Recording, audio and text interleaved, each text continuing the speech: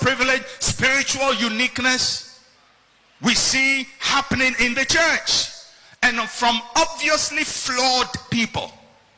They are liars, they are cheats, they are fornicators, they are adulterers, they are idolaters.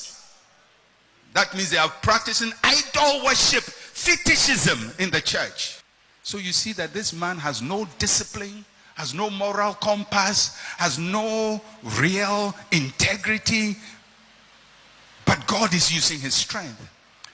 We must be very careful,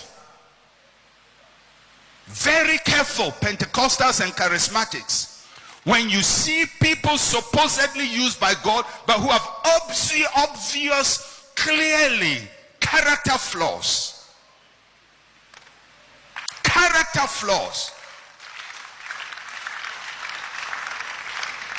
Obvious.